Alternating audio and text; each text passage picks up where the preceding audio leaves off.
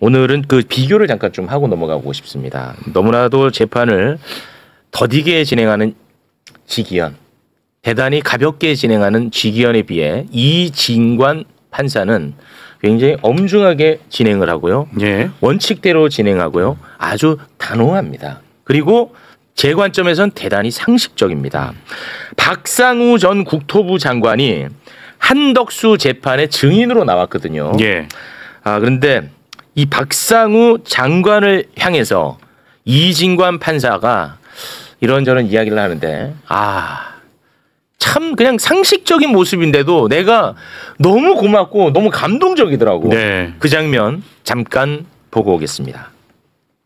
적인 생각을 묻겠습니다. 그 당시에 비상계엄을 해야 될 상황이었으라고 생각하십니까? 전혀 잘못됐다 할 이유도 없었고 해서는 안 된다고 생각합니다. 그만큼 저 시점에 모든 사람들이 다 생각했지만 계엄이라는 걸 대한민국 국민 누가 그걸 생각을 하고 할 수 있었겠습니까? 생각할 수도 없는 비상계엄이 됐는데 정의는 아무 말도 하지 않고 있다가 나오셨다는 거 아닙니까? 국무위원들이 그냥 저 자리에 참석을 했을 뿐이지 뭐 무게감 있게 그걸 뭐 다루거나 또는 뭐 할 만한 상황이 아니었고요. 법적인 책임을 떠나서 그렇게 말씀하시는 게 적절하신 겁니까? 저희 국무위원들도 사실은 어찌 보면 피해자인 거죠. 그 회의의 이유도 모르고 저 자리에 갔다가 법정까지 저 검찰에 2번 조사받고 변호사비 들고 이 법정까지 나와서 아까운 시간에 적어나고 있지 않습니까? 이만큼이라도 같이 논의를 하거나 상의를 했거나 사전에 정보가 있었다면 뭐 그건 저희들이 책임질 일이죠. 그렇지 않은 상황에서는 저희도 어찌 보면 저는 피해자라고 생각합니다. 네, 좀 이해하기 힘드네요. 윤석열 정부의 국무위원들이 저 불법 계엄을 막지 못해서 우리 국민이 지금 치러야 되는 비용이 어마어마한데 네. 걷다 대고 저 장관은 자기가 피해자래. 나 시간 이거 아깝다고. 변호사비 들고.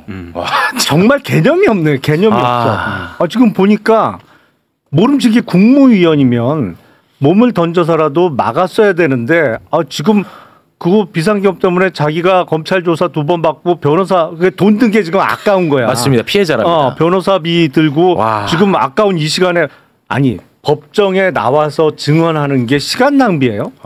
기본적으로 개념이 없어요. 어떻게 저런 사람이 국무위원을 했어. 그러니까 그 망조가 들었지 정권이. 그러니까 이진관 부장도 증인에 대해서 물어보면서도 너무 황당한 소리를 하니까 정말 진짜 뚜껑이 열릴 수밖에 없는 그런 발언이고 네. 아니 본인이 못 막은 거 있잖아요. 뭐 우리는 미리 몰랐으니까 못 막았다. 현장에 있었으면요 뛰쳐 들어가서라도 말려야 되는 거예요 윤석열이를. 근데 그걸 못한 책임을 묻고 있는데 저렇게 나와서 무책임한 발언을 여전히 하고 있다. 저 정신 아직도 좀 못 차렸다고 봅니다.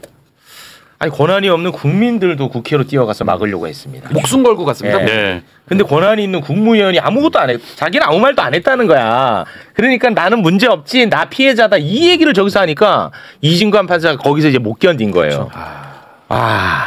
진짜 너무너무 화가 납니다.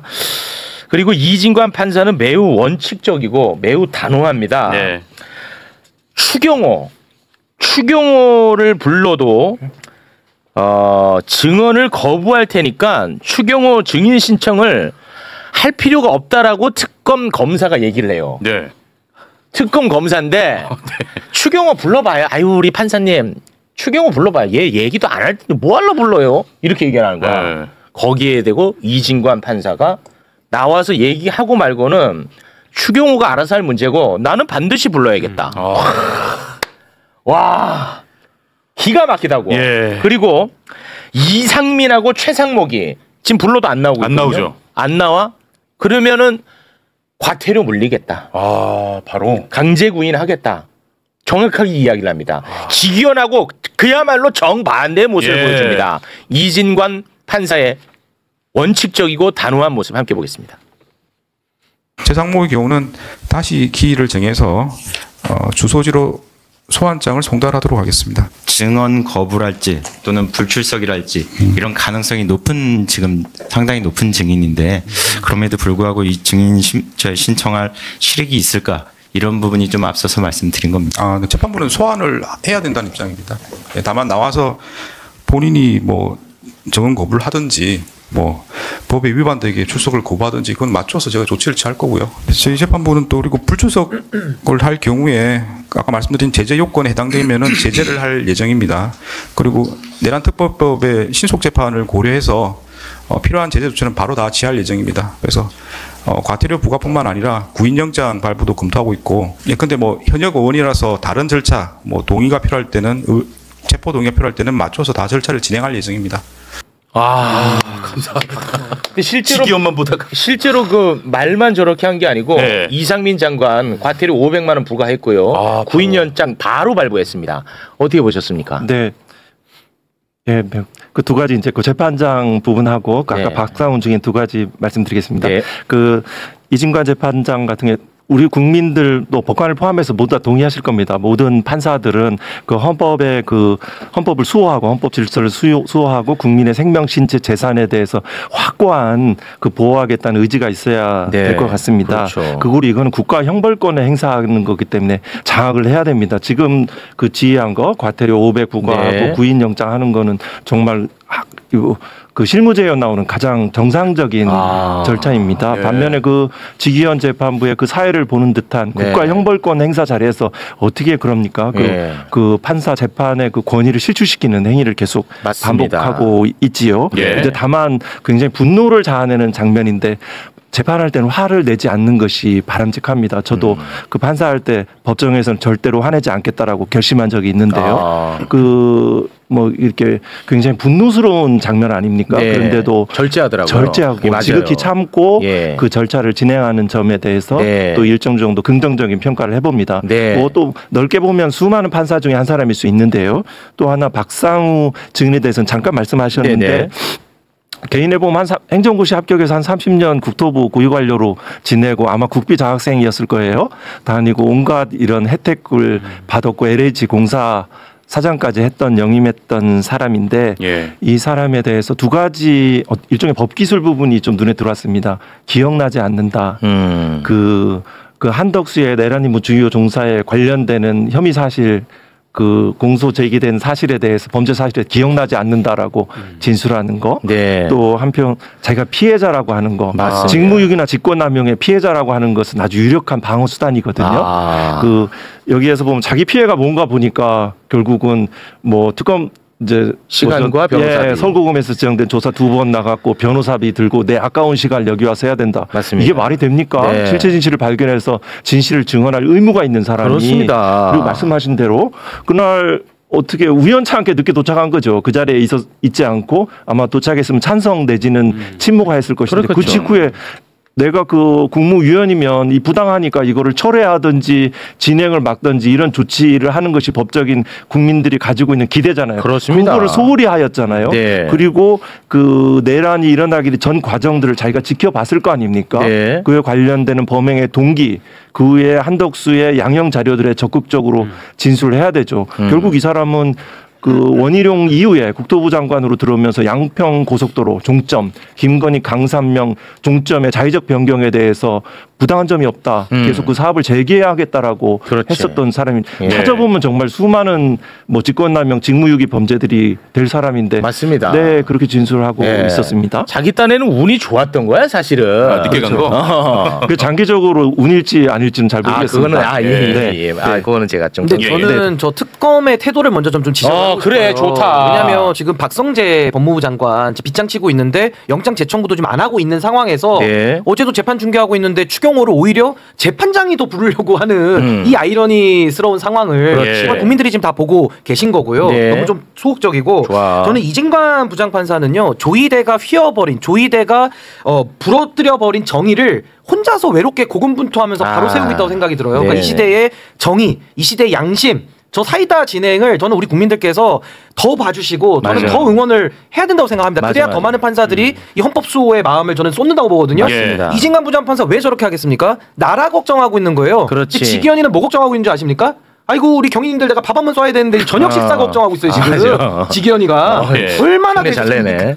그래도 아니 경위님들 쏴야 된대요 자기가 지금 밥을. 흉내 잘 그래도 내. 화환을 보내거나 이러지는 않았으면 예. 좋겠습니다. 예. 지금 대법원에 네네. 많은 마음으로. 지금 마음으로 조이대 응원하죠. 지기현 막 응원한다고 화환이 있던데 그거 대법원장이 예. 철거하라고 서초구청에 얘기하면 되는데 지금까지 있더라고요. 그걸 맞아요? 그 네, 네. 아니 그거 조이대가 그 철거하라고 저희가 이제 지시하면 대검에 철거하는 거예요? 있을 때도 그 윤석열의 그 화환들이 그 정말 검찰청 대검 그 울타리를 그냥 꽉 쳤습니다. 그렇습니다. 용산에도 있었고 예. 그거는 그 청사를 그 책임지는 윤석열 총장이 서초구청에 연락하면 네. 절차를 거쳐서 철거 가능하거든요. 네. 그래서 대법원은 왜 지금까지 그대로 용인하거나 침묵하니까 계속 있는 게 아닌가 싶습니다. 난 어떻게 또 재판 몰랐네. 그 앞에서 그 문구를 보면 정말 놀라실 겁니다. 그러면 네. 조이대가 그거를 흐뭇하게 보고 있다라는 방증 아닙니까? 뭐 그 내심의 의사까지는 알 수 없지만 적법한 이 재판의 독립을 위해서도 그런 부분들은 철거 조치에 적극적인 의사를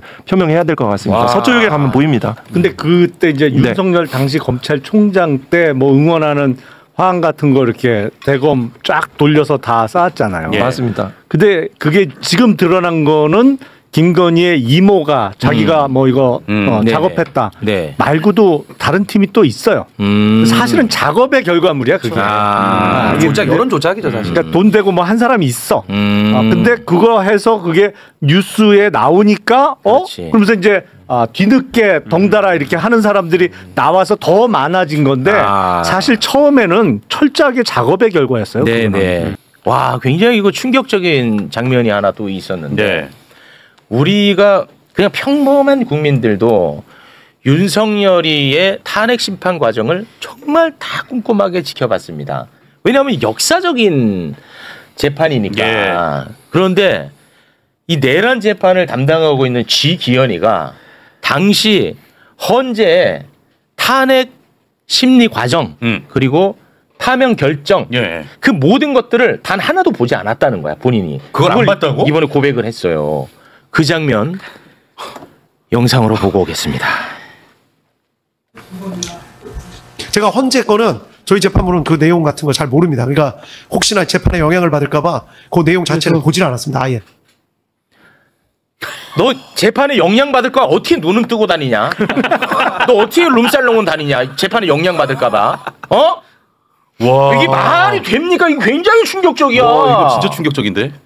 아니 본인하고 생각이 다르면 보면서 아이고 저거는 좀 잘못 판단하네 이렇게 하든가. 그러니까 저런 말은 오히려 함으로써 이 재판을 본인이 지금 불공정하게 하고 있다라는 거를 지금 드러내주는 장면이거든요.